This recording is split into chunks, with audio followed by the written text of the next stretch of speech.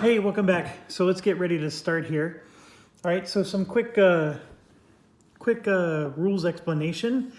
So as you can see here, I got all 5 characters straight across. I mean, from a camera tripod perspective, I'm going to be moving a lot because when I set it on the table, you can see I'm out here, which of course is where all the characters are going to be moving around, you know, and whatnot. But I'm going to have to, you know, come back if I want to show you the, you know, how everybody looks. Sorry, I picked up something and didn't realize what it was. Okay, so everybody has their deck. It's 14 cards, 6 basic cards, 5 Aragorn cards, for example, 5 character cards, that's 11, a weakness card for 12, and then 2 of the roll cards for 14. The third roll card, which is always the first of the 3, see how that says Captain 1, and it has those little stars, goes here. Now this is what's called a prepared skill. So these skills, I'm going to just grab one of these skills because this is not in the game. Okay, so this is a typical skill card, and a couple of things. First of all, this symbol in the top left means that it's a success. So when I'm doing a test, for example, if I'm testing might, I get to draw as many cards that are here. So for example, Gimli has 4 might. So he would get to draw 4 cards. So I would go 1, 2, 3, 4, like that. Okay?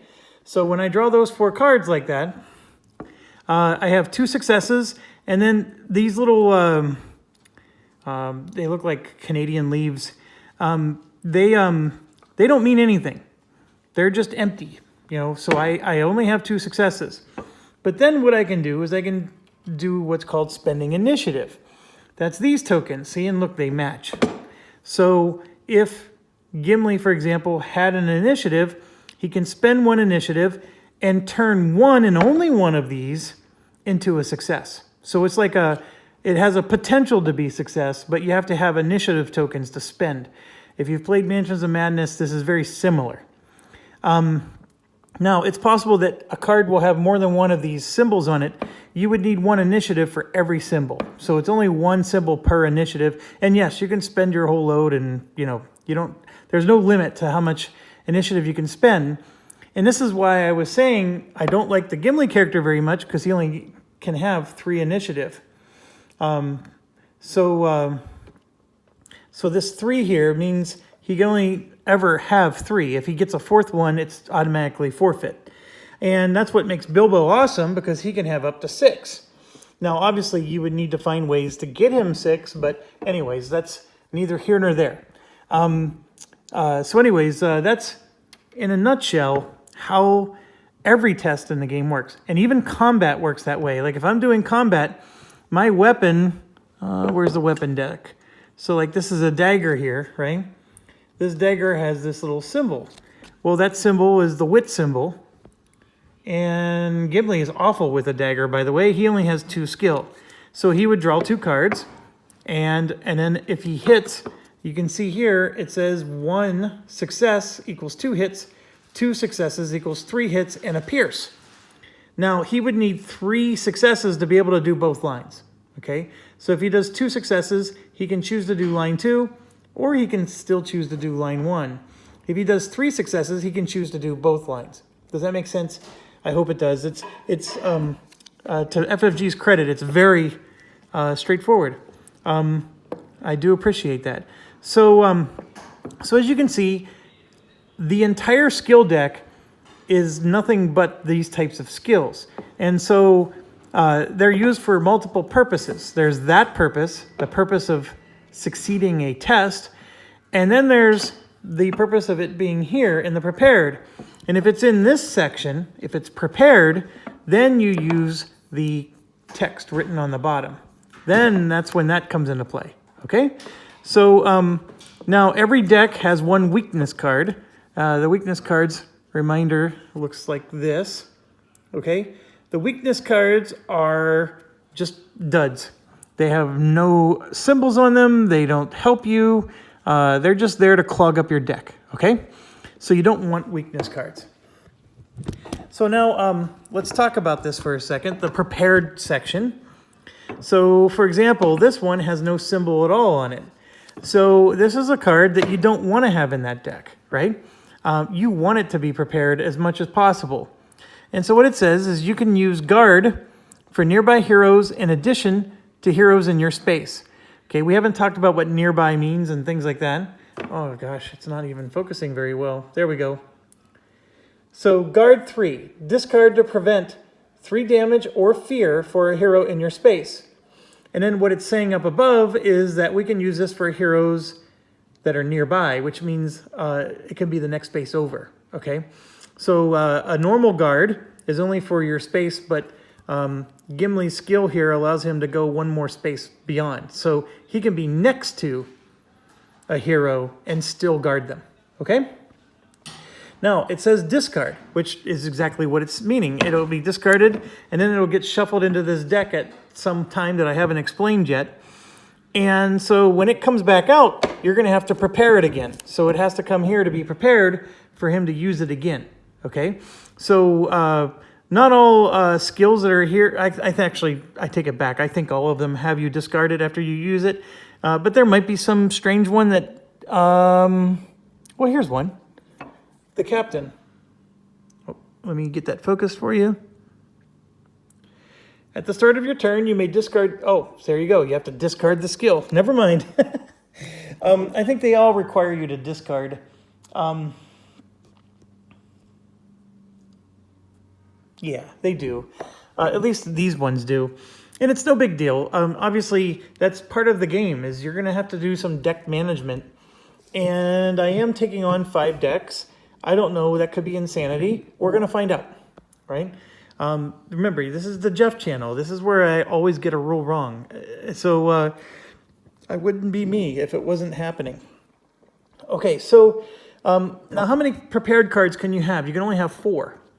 And I'm going to point this out just because it comes up a lot. See, that's a success and that's not. I mean, we just went through that. Well, if you read the text on the bottom, the success cards usually have pretty badass text on the bottom. So, so this particular card, Master Tactician, has a very good ability at the bottom. So you're going to be very tempted, and the entire game you're going to spend trying to decide between, you know, do I prepare it? And if I do, it's going to give me some powerful ability. However, it's no longer in the deck. So when I do skill checks, I no longer have a success in there. I've actually taken one of the successes out of my deck, and that's a problem. So now I'm going to have less chance of succeeding at my skill checks. So that's the yin and yang of this. And I think one of the things we probably would do, so like if I'm playing a multiplayer game, which I will be soon, I think one of the things you're going to do is study your deck. And I didn't do that because I'm playing 5 characters, and clearly I didn't study all 5 decks, but let's just study the Gimli deck real quick. One of the things I recommend you do is you just look. So here you can see there's 14 total cards. There's 1 success, 2, 3, 4. So 4 out of the 14 are success. So I would consider that to be very low odds.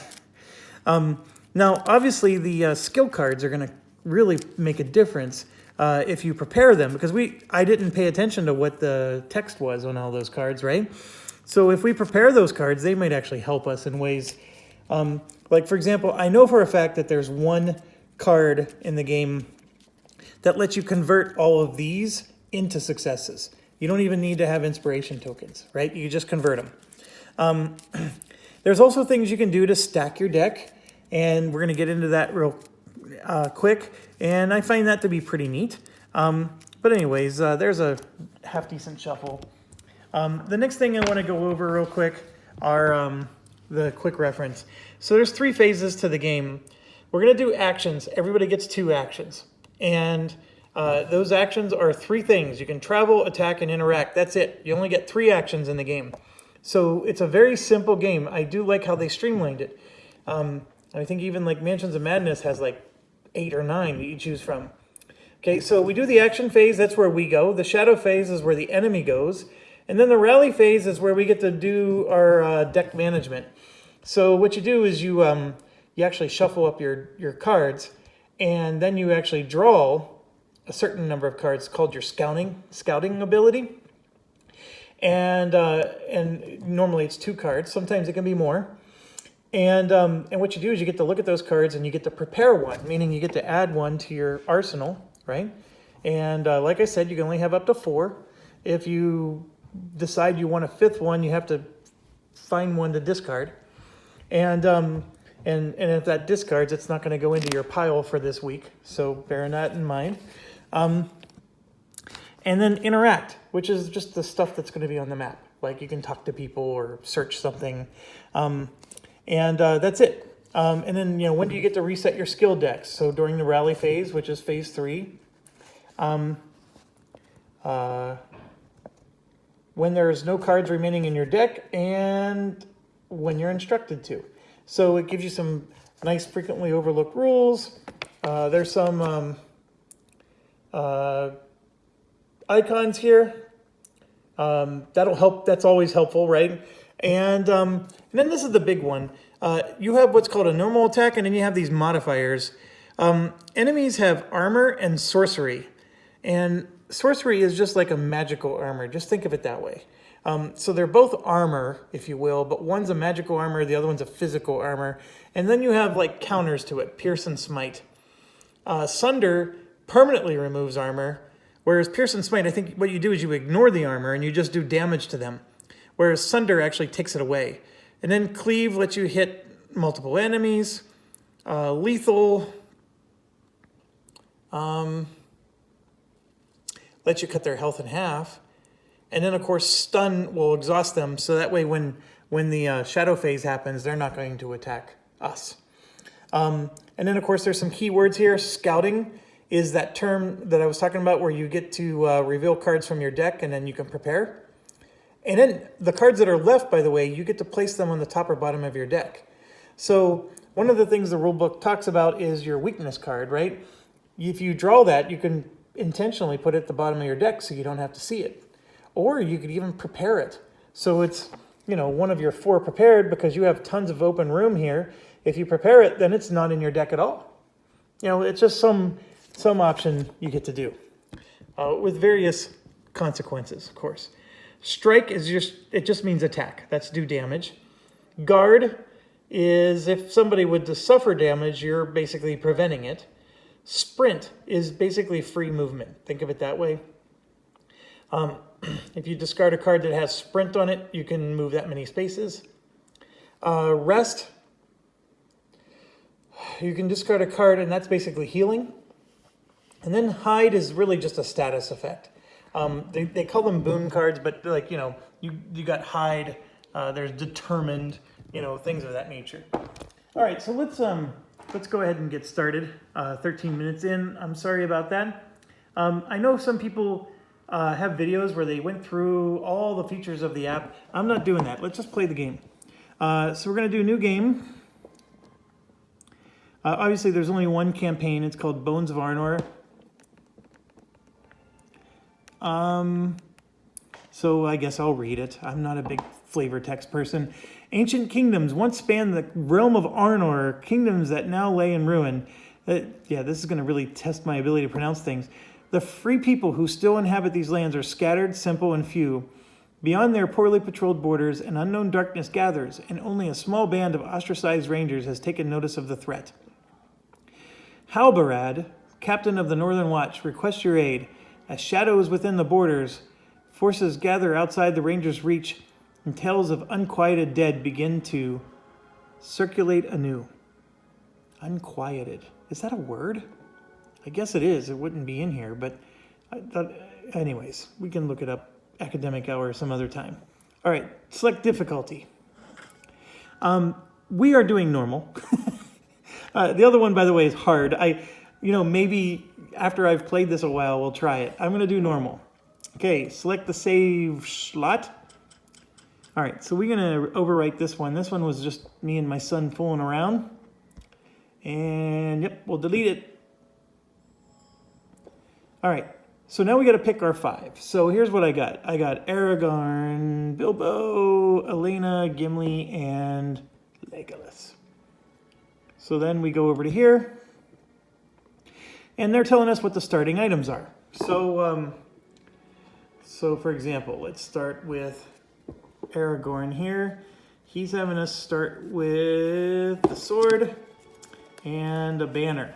So just give me a second while I grab those, and then I'll bring them up to the camera. All right, so the sword is just your basic sword. It uses the might ability. Does 2 hits with 1 success, 5 hits with 2. And then the banner, after you or a nearby hero rests or guards, you get an inspiration. Oh, that's pretty cool. Okay, so both of those items are equipped, or you consider them equipped. And I need to find the armor deck. Give me a second. What the heck did I do with it?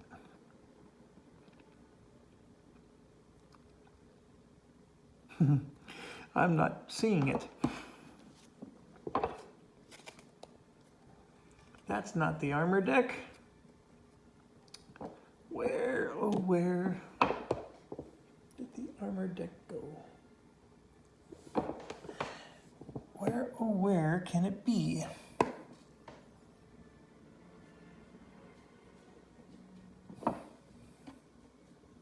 Oh man, I feel like I'm going blind here.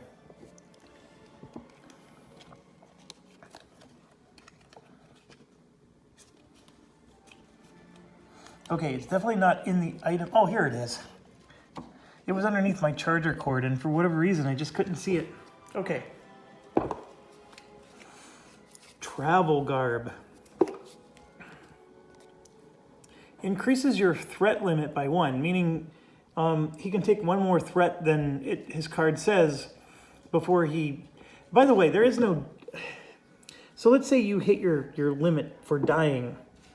And I'm using the word dying loosely here. You actually take a test. And if you pass the test, you really don't get KO'd or die or whatever it is that it's called. Now, if you fail the test, then you do. So anyways, this just means that he can absorb 1 more fear. And before he suffers face-down damage, he may prevent 1 of that damage. Ooh. That's not bad. So now what you can do is you can click on it, and it'll give you alternatives. So if you're like, I don't want that, I want the chainmail. Well, guess what? You're out of luck because there's no option. You have to take the travel garb if you're going to be Aragorn. So he's going to do the travel garb, and we're going to just like it because there's nothing we can do about it. All right, so that's him. Let's move on to Bilbo here. Oh, by the way, if we're looking at him, his fear limit is 5. So now it became a 6. And we said that the sword uses his might ability. His might is a 3. 4 is the best in the game. So not bad. He can gain inspiration, and he has 4 limit. And then his special ability is when he scouts during the rally phase, now that you know what scouting is, he himself and all nearby heroes reveal an additional card. And I know I haven't explained it very well yet, but like let's say I have a hero here. This little line represents, that would cost 1 movement point to go back and forth, okay? A nearby hero is the space that he's in plus any space that's next to him. So, so Aragorn has the ability to add 1 extra scout card to himself and anybody around him, anybody that's nearby. All right, so Bilbo can get a cloak. Now, that cloak can be replaced with a travel garb if we want. Very interesting. And then the dagger can only be... Yeah, let's just out of curiosity, what can Aragorn get? He can get the staff if we want. Oh, okay. And then the banner could be swapped with a staff. Right, because the sword's one-handed and the banner's one-handed. The staff is two-handed. So he would have to replace both of those for the staff. I'm not interested in that. So let's find the dagger. We found it. Pretty straightforward. That goes to Bilbo. Just I'm definitely tight on space here with the equipped items. I think I'm going to put the equipped items above them. Okay, and then, oh, what else? He gets a cloak or a travel garb. Now, just so you understand, oh, there is another travel garb. So if we wanted to give him one, we can. That's actually very cool. I did not realize that. But here's the thing with Bilbo. Bilbo already has a 7 fear limit. It's actually the best in the game. So that would make it 8. That's a ridiculously over too much. So the cloak says, before you suffer damage or fear, you may spend 1 inspiration to prevent it. I like that one a lot more, especially considering he has a limit of 6, or he can have 6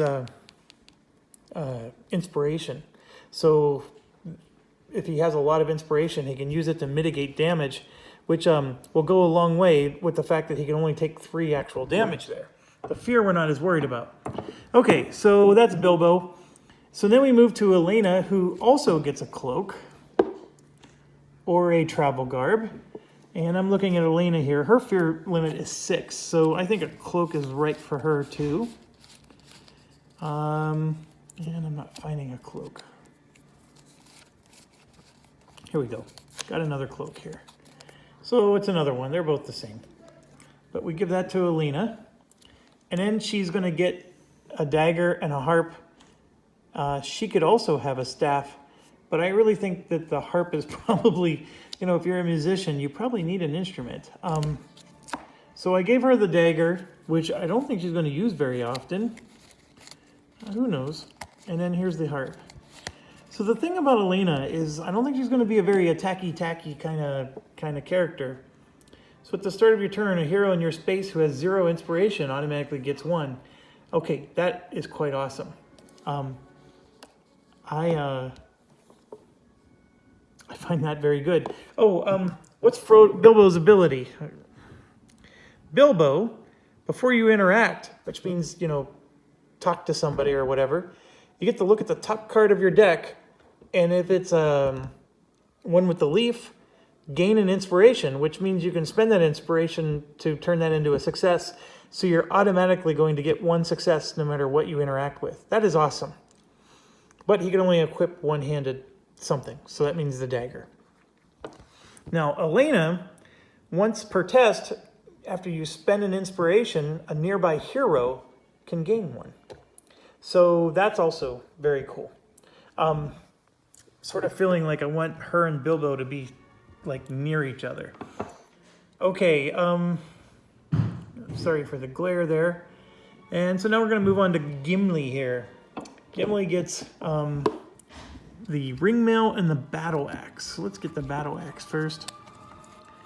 I know I should have gotten this stuff ahead of time, but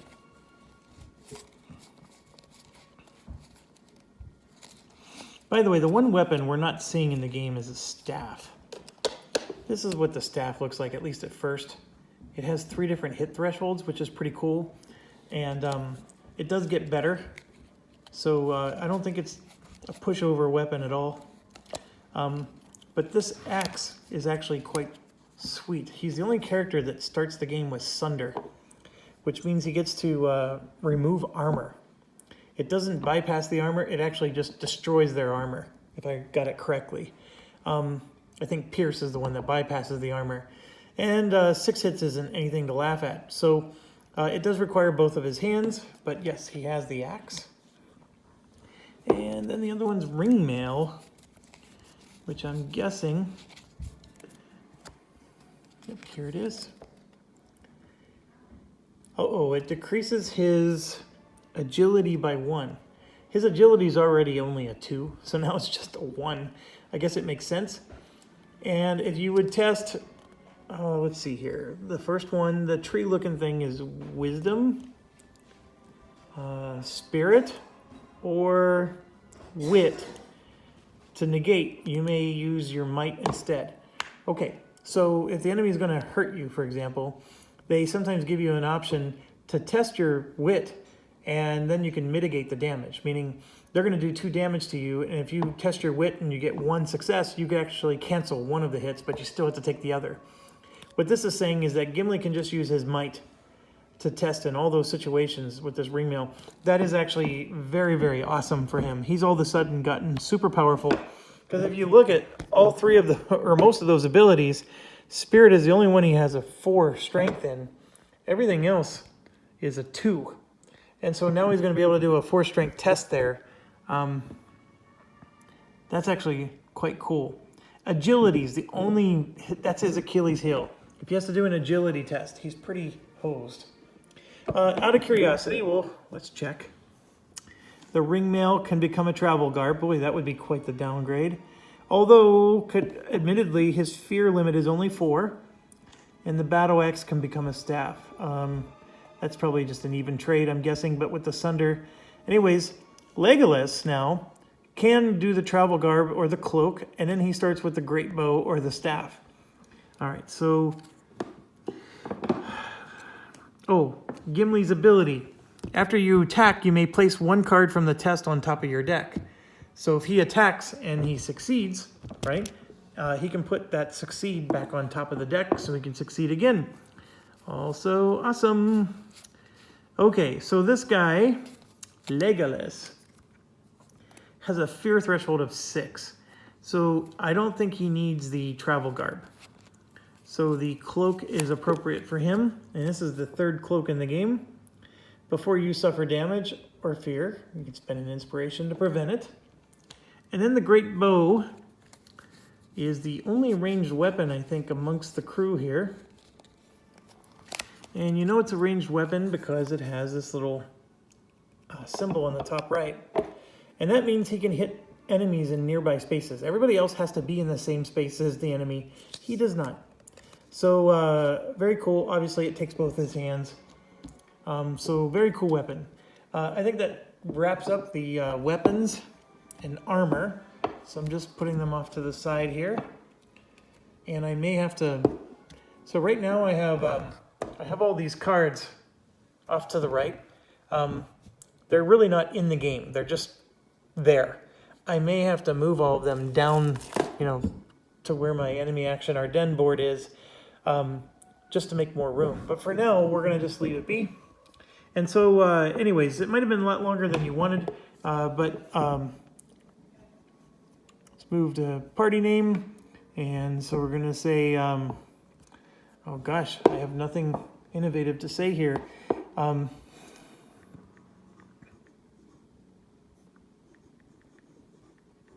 There we go. Stay awesome. All right, let's begin.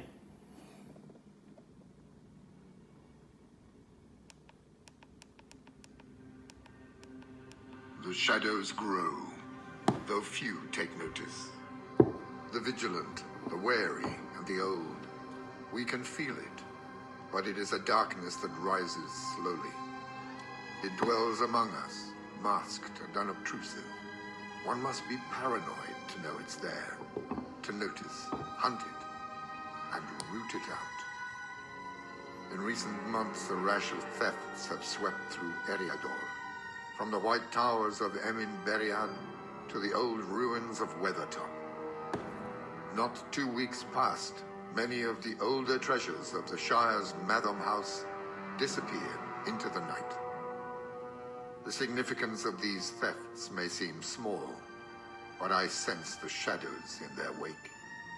I fear a sinister and hidden purpose, and so I have called for your aid.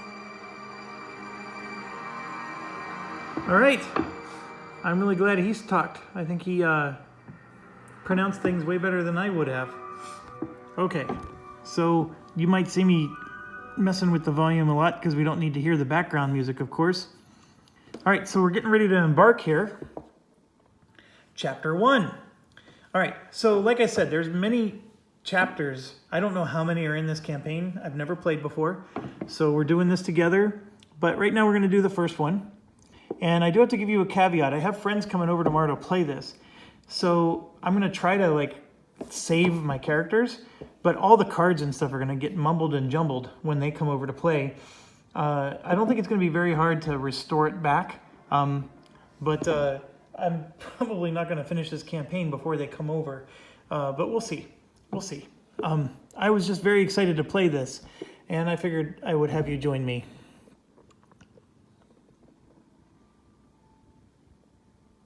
Oh, they're going to make me read. Okay, I liked it better when the guy was talking. The theft of the Madam House is, that's how he pronounced it, is the talk of the Shire, for seldom do the Shire folk play a role in the larger world, and so these events seem small as a hobbit. But one small fellowship has gathered together to seek out these brigands. Okay, so it's the South Downs is what we're doing. Let's hit continue. Obviously, we have all of our people. So Aragorn, sorry. Someone's going to bitch at me in the comments section. Aragorn is going to be a captain. Bilbo is the burglar. Elena is the musician. Gimli is the guardian. And we're going to do Hunter, although I very much want to do Pathfinder with him. But we'll do Hunter. Embark.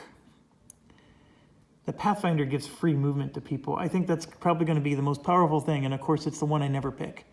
All right. Somewhere amid the maze of dark thickets and steep gullies, the band of thieves now hides. Your direction is informed by a set of tracks from 2 days ago, and you can only guess the location of the thieves' lair. All right. So this is the time-consuming part. I need to find 302A. Now, I do have everything sorted by the 300s. Oh, here's 302A. And then, of course, I'm spatially challenged, so give me a second while I make sure I have it the correct way. There we go. There, I'm just setting it up. Okay, so then we continue. If you cannot locate or enter the hideout by dark, the trail may be altogether lost. Place the hero as indicated. So what it's saying, it's not saying to drop the camera. Sorry, I'm using a tripod and it sometimes gives out because I'm moving the tripod base to avoid the components on the game. So what it's saying is everybody's going into this location. And I am zoomed in a bit here. So you put everybody on and there is just enough room for all 5. So that's where they start. And then it's saying everybody's going to scout too. So let's do that now before we continue. I don't know the mechanics that well, but I can tell you at a high level, if we get to 64 threat, the game's going to be very angry at us, and we might even lose. I'm not sure. The 15 threat is going to be a trigger. Once we get we will have an objective, by the way. Right now it says there's no objective. It's just because we're not far enough in. But if we get to 15 threat, something's going to happen. And it's probably not going to be good. Now, the rulebook is clear about how you get threat. You get 2 per hero. So since we're doing a 5-person game, we're going to automatically get 10 because of that. And to answer your question, I think this 64 is 64 whether it's a 2-player game or a 5-player game. And remember, if you're playing solo, you have to have at least 2 characters. So yes, you're accumulating threat a lot quicker. With 5 players, obviously you get more actions, right? So that's the trade-off. How well was that balanced? I have no clue. We're going to find out. But you get 2 per character. So no matter what, we're getting 10. Then, if there's a threat token on the board, and there could be, then the threat token adds another 1 or 2. I'd have to go look at the rulebook. And then, lastly, there could be unexplored areas. This is an explored area. There could be unexplored areas, and you get a threat for every one of those as well. Okay, so let's scout 2. So we'll start with Aragorn and just move over. Now, right now he has the ability at the start of his turn. He may discard this skill. So he and a nearby hero can scout 2 again. But right now we're going to scout 2. So we draw 2. And I'm going to have to put the camera down. And I know you're not able to look at Aragorn's stats. But this will be quicker. Okay, so as you can see, neither of them are passing tests. Clever wit is when he's testing, what is that?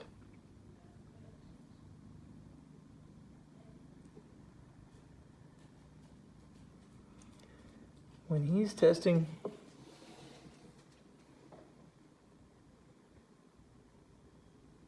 oh, I guess it's wit. I should have known that. He may discard the skill to add a success, right? So it's an automatically success with wit. His wit is 3, by the way. And here, when you're testing might, you may discard this to add 1. Might is how he does damage. So what we're going to do is let's prepare this one.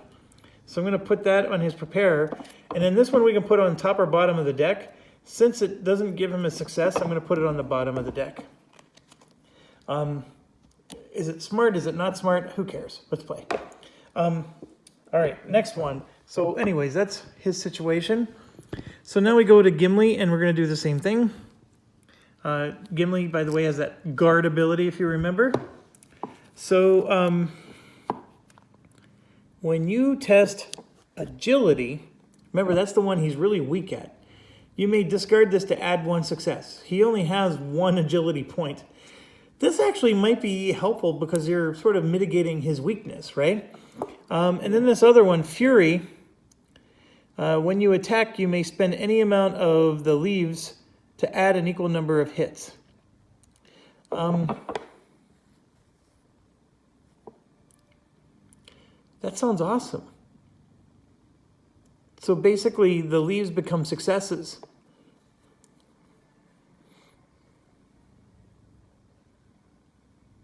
Oh, no, it doesn't. That's a filled in.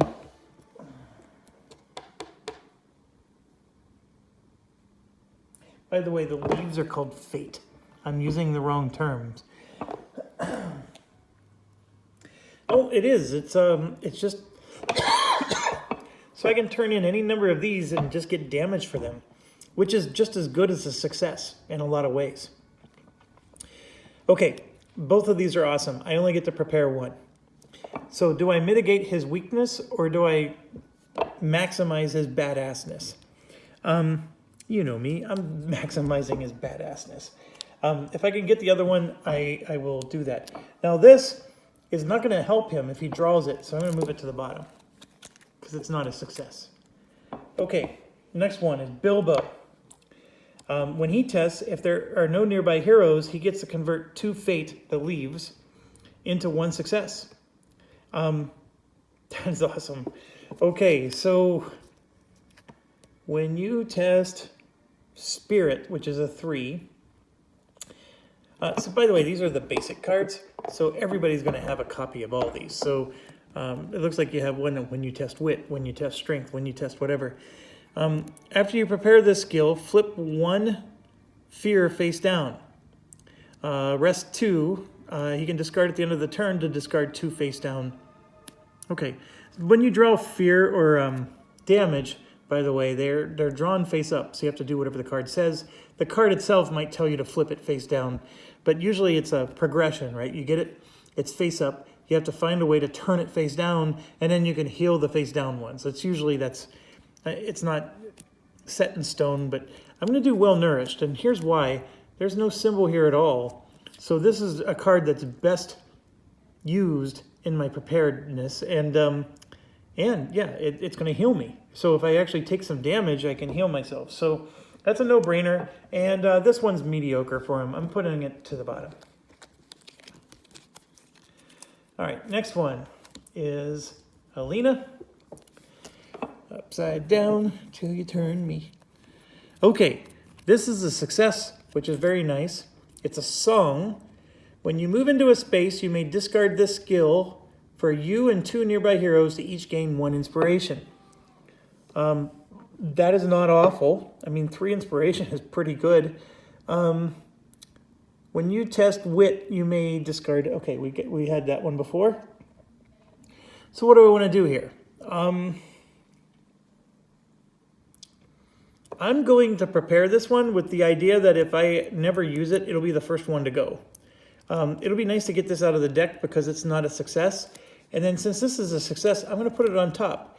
So I know that if she ever does any activity the first card is going to have a success on it, and and I know that. That's part of the knowledge that I have from scouting, and I think that's pretty good. Now, her ability, by the way, is she can discard her endless melody to prepare a song from the discard pile. So that song, by the way, that we just had, right? We can prepare it if it's in the discard pile. So even if we use it to just for the success, it's going to end up in the discard pile. So I could discard this at the end of my turn, and then I'll get that song as part of my prepared, tableau anyways. So I'm going to get the best of both worlds. Last but not least is Legolas. And yes, I think I'm familiar with these. Okay, so your range attack can target enemies 1 additional spaces away, which means he can hit people that are 2 spaces away. And then, of course, it's a strike 2, meaning it just adds 2 extra damage. Or time of need. When you test, if you do not reveal any successes at all, you can convert all of the fate into successes. I'm definitely equipping time of need with him. And this one is actually quite awesome, but I'm going to put it at the bottom because it's not a success. All right, so that took a while because I'm dealing with 5 characters. But anyways, here we go. All right, so the first thing we're going to do is this is a search token. And it's saying that it's going to go there. And so we'll just come over here and put a search token there. I might start trying, like if there's some between video thing, I'll try to do these for you. But for now, I think it's fun just to have you tag along here. All right. Another search token goes right in the space that everybody else is at. And I know there's flavor text, but we'll sort of read it as they click on them. Okay, so now we need a tile, 100A. That one's easy to find. There's only 2 of them that are in the 100s. So I got this one, and I do like the fact that they highlight where the number is so I can orient it properly. And let's see if I'm good at Tetris here. There we go. I think that's how it goes. So to orient it like the game has it, I need to twist it a little bit. That helps me mentally. I need all the help mentally I can get. All right. Okay, so this one I will read. In the distance, a group of ragtag individuals close the doors of a stone tomb. Could this be your quarry? The thieves you were looking for? So we got to place a person token there. So let me grab a person token. And they actually have several choices. One looks like an elf, one looks like a dwarf, one looks like a hobbit, and then one. So this one is the one I'm going to place. That's what I think it is. Looks like a little archer, right? And then that one looks like a hobbit. And there's the elf one and the dwarf one. Okay, so token placed. And by the way, it doesn't matter where in the space you place it. You don't have to, I mean, I guess if you're OCD, you can put it exactly at that spot, but you don't have to. Okay, 209 now gets added. Holy buckets. 209, going down Chicago line. If the train should jump the track, do you want your money back? All right, now I gotta study this. Yes, that's the way it's supposed to be. All right, so it's gonna go like that.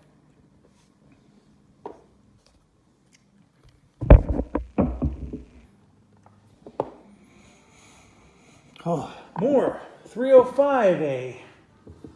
This is a lot of terrain being revealed. All right, I got the orientation. I may have to move our map over. Okay, done. Oh, those are unexplored. See how they turn gray? Hopefully you can see it on the camera there. So they're unexplored, and so what they're telling me to do is put these on, which the other side is an inspiration token. So what we do is we put that like that. Now the explorer, remember, they give you threat if you don't explore them. So what we want to do is we want to eventually get somebody to explore these. Now, what does it take to explore? You just have to move into the area. So as soon as somebody moves here, which is just one space away, then this is explored, and we'll tap on this and do whatever it says. Okay, so pausing to tighten your boots and adjust the weight of your gear, you take a breath before continuing. Each hero tests spirit 1. Okay, that's what the 1 next to it. So the 1 next to it means we need to succeed. Each hero who passes gain an inspiration. Well, we already scouted, and there's only 1 character out of the 5 that we know what's on top of the deck. Because every other character, we put something on the bottom. Now, if we would have put that something that we put on the bottom on top, remember, all 4 other characters put a fate on the bottom, which requires an inspiration in order to turn it into a success. So they wouldn't have succeeded, at least with the top card, right? So let's start with Aragorn. And by the way, I only need 1 success, but you must draw the maximum cards. His spirit is 2. And I'm just checking real quick because some of them have like abilities that change. No. All right, so what we're going to do, we have to draw them 1 at a time. So there's a success. He already passed. And like I said, we have to draw the next one. And it doesn't hurt us in any way other than the fact that it does nothing for us. So the fact that we succeeded and we only needed 1, this was actually a perfect time to draw that card. So, so there we go. We succeeded. So he gains an inspiration. So we just grab one of these maple leaves, or is it a silver leaf or oak leaf? I guess it doesn't matter. Canada is well represented in this game. Okay, so we can move over to here. The spirit is 4, so he's going to get to draw quite a bit of cards. Just checking again. He has the ability that if he's testing spirit, he can change it to might. It doesn't matter in this situation. His might and spirit are the same value. So there's 1 success.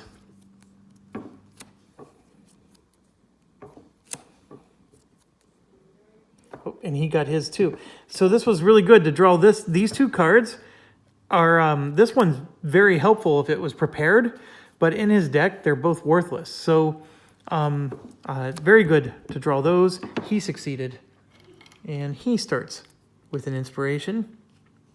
All right, so then we go to Bilbo. He's got a 3.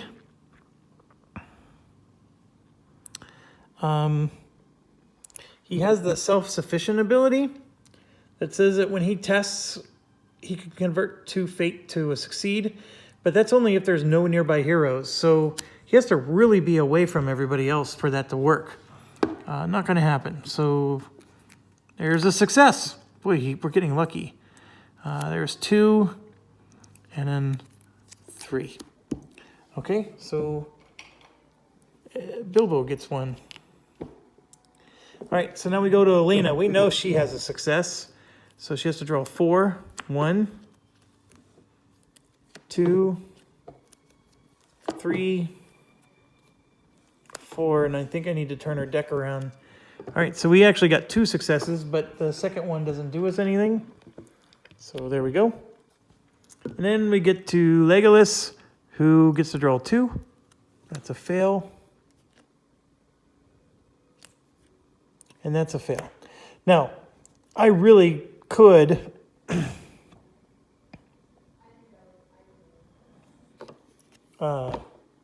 discard this to turn it into a success, but it's not worth it. I'm just drawing to see if I got a token, a piece of candy.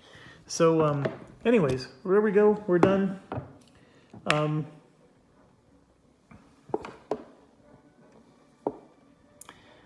Objective update. Confront the thieves, wherever they may be.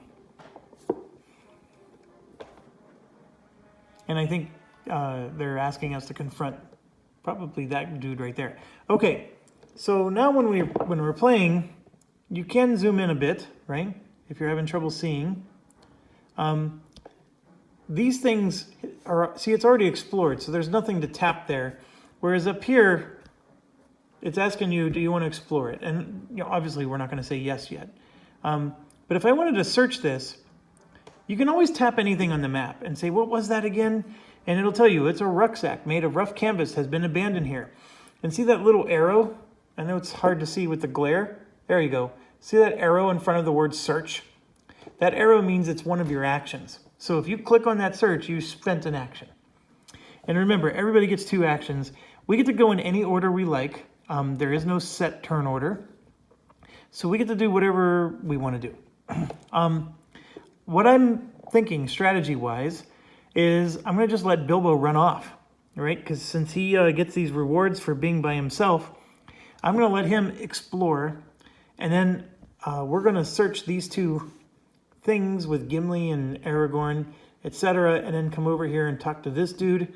That's the plan. So everybody else is going to just stay in the general area.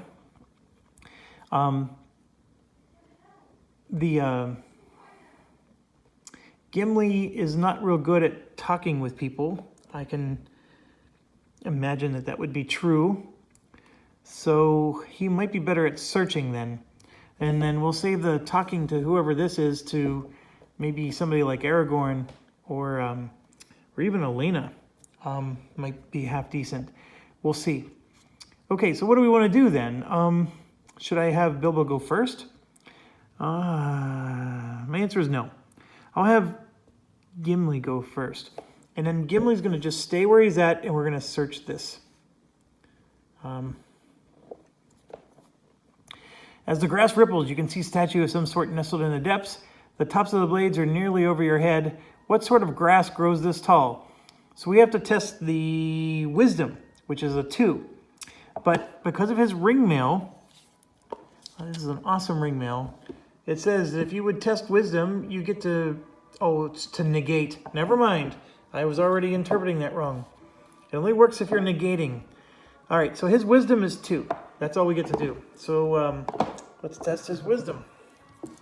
There's 1. Fail. 2. Fail. Okay? And I think I should maybe put them up here for now before I put them in the actual discard pile. So those are the 2 we drew. And yeah, I can just spend an inspiration here and make it a pass. Why not? That's what it's there for, right? So it doesn't matter which one I convert. One of those fate turned into a success, and that's what the inspiration does for us. So we can say, I passed. You take a deep breath and plunge into the grass. It's oddly dark inside, but you're able to find your way to the small carved stone statue you saw earlier. You pick it up. Now you have to find your way out. Oh, Jesus. So the way out is agility. So this is, he only gets to draw 1 card. Oh my gosh! He did it! Right there, that's a success. I think that's like what? That's 2 of his 4? All right, well, we passed. Oh, look at this. We got +1 lore. I'll click on that later. Moving quickly, you soldier your way through the grass. It whispers as you move through it, and the sound strikes you as oddly menacing. Eventually, you burst into the clearing, and you almost cheer with relief. We get 1 lore. We gain an inspiration, so I get that maple leaf back. And we discard the search token. So basically saying that we're done. All right, so fair enough. That was 1 action, okay? And there we go. We have 1 lore. And just so you know, you can refresh yourself on all the stuff, and then you can look at your items and whatever the group items are, etc., etc. There's all kinds of cool stuff. I love the app-based games. I think these are awesome. Okay, so he still has 1 more action. What else can he do? Remember, there's 3 actions we get to do. We get to travel, which is move up to 2 times, and you can you can interrupt to do your second action, if you're wondering. So you can move 1 space, interrupt it, and do your second action, and then keep going. We didn't do that in this case, but we can attack, but there's nobody to attack. And what we did is we interacted. That was the first action we did. And you can do the same action twice, by the way. There is no limitation there either. So let's just move, right? So with that being said, here's the other thing you got to look at. The game actually helps you out. See all this fog? That's not my fingerprints. Even though there's a lot of those too. This fog that you see in the game, it's telling you where the next tiles are going to be revealed. So you can see that it's going this way. So I don't want to move Gimli to here. That's a stupid move, because if I move him there, there's no fog here. That's dead to us. So there is an empty space, as you can see here, with nothing in it. There's no temptation to go there for any reason. So I either am going to go here, or just keep plowing. So I think what I'm going to do is I'll plow. I'm going to go 1 into there, and then I have to stop and explore. Confirm. A river runs swiftly through the rolling hill land, and several ancient stone pillars stand vigil next to the rapids. So this gets discarded, but if you just flip it over, it becomes the inspiration token. So Gimli now has 2 inspiration out of the 3. That's why I didn't really want him to be the explorer. And then the search token goes down. And by the way, when I was playing with my son last night, just fooling around, this start is already different in terms of the tiles and how they're laid out. Like we started with a threat token right away. There has not been a threat token revealed yet. I'm not saying that, like we had to go through the grass. Like some of these things seem to be similar. I'm not saying it's 100% unique, but I am telling you that at least some of these search tokens and things are showing up in different order, if you will. I can't tell you if they're identical. We didn't play very long. Place a search token is indicated, and then we're done. All right, so Gimli can move one more time, and I'm going to do that, and I'll move him to here so he's with that search token. Okay, next up, what do we want to do? I think maybe have Bilbo go, and Bilbo will move twice. He has to, and here's why. The first one only gets him to there, and then he has to move again to explore. So we'll go in there and get an explore in, because that'll prevent the game from giving us threat at the end of the turn. So we're going to gain an inspiration. So again, just taking the token and flipping it over. And of course this happens. So now a threat token comes out. So the threat that we saved, we're now getting back. And that's going to be in the spot that Bilbo's currently standing in. And the journey continues. Now Bilbo's out of actions because he moved twice. In the second movement, he had 2 movement points. He's not going to spend the second movement. He'll stay with the threat. So that's unfortunate, but that's how it goes. And that's why the Pathfinder, which gives free movement points. You see what I mean? I'm probably already regretting that I didn't take the Pathfinder. Okay, so let's keep going. We're going to go with Legolas. He's going to go here. He shoots 1 space away, so I think he'll be okay with being a little bit behind the pack. So we'll click on that. And there's a canvas that was abandoned there.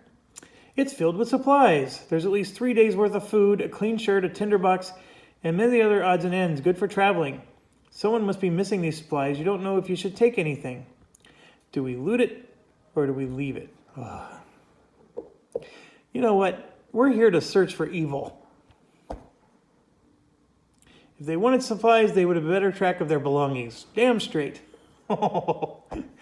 You decide to take some food since there's so much here. It doesn't feel like the right thing to do, but why let the food go to waste? Still, you feel like looking over your shoulder for some time. Oh, come on. So all we got was 2 fear for that. So we're going to suffer 2 fear and then discard this token. This is Legolas. Can I mitigate this somehow? Before you suffer damage or fear, you may spend 1 inspiration to prevent 1, but I don't have any inspiration. Oh my gosh. That was dumb of me. All right, I gotta shuffle these fear cards. 1 second.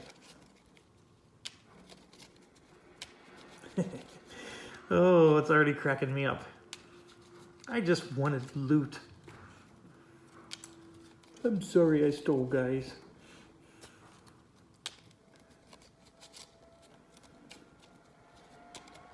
This game didn't have a paladin class. All right. So I gotta get them face up. So one at a time. Greed. Deplete another hero's item. There is no item. If you cannot suffer one face down fear, then flip this face down. So now we got 2 fear on him. And here's the second one, or now third one. Suffer 1 face down, then flip this face down. Holy cow. So we now have 4 fear on Legolas just from looting food. Come on. All right, so we gained the extra rations though.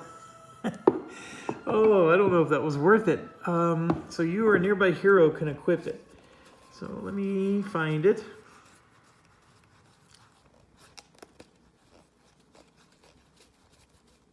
Is it at the bottom? There's Hobbit rations. There we go, extra rations. At the start of the rally phase, you may deplete this item for a hero in your space to discard 1 wound. You know what? Legolas is going to equip that himself. Now, see that little 2 in the bottom left? That means I get 2 charges. So there's these little tokens here, and we will put those on, and basically it recharges every adventure, but for this adventure he has 2 charges of rations. And it's a good thing that the fear happened first, because remember that 1 fear card caused you to have to spend one of your charges. And that's it. Holy buckets.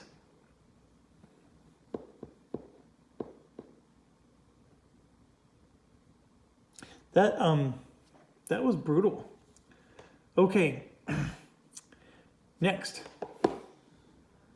So he moved, he searched, and he still has 1 movement point, so we're going to go ahead and just move him again to there. Okay? So next is, let's do,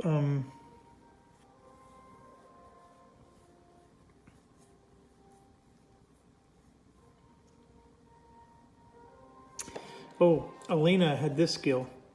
At the start of your turn, a hero in your space who has 0 inspiration gains 1. It's funny because Legolas was the only one that didn't have any. And I think I would have given it to him, but I've already taken his turn.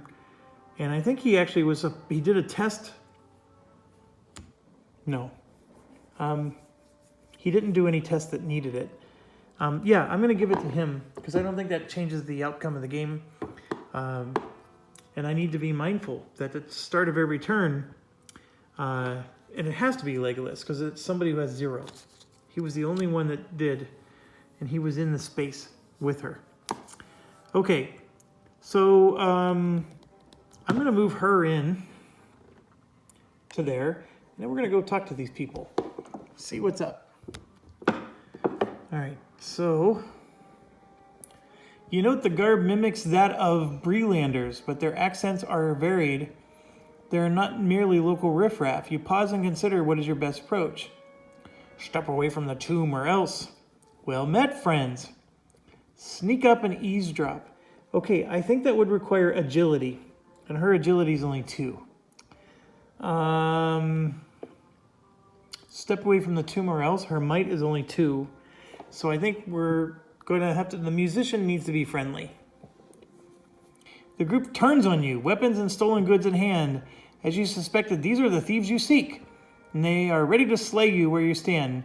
Gain an inspiration. All right, so she has 2 now, obviously, and then we discard the token.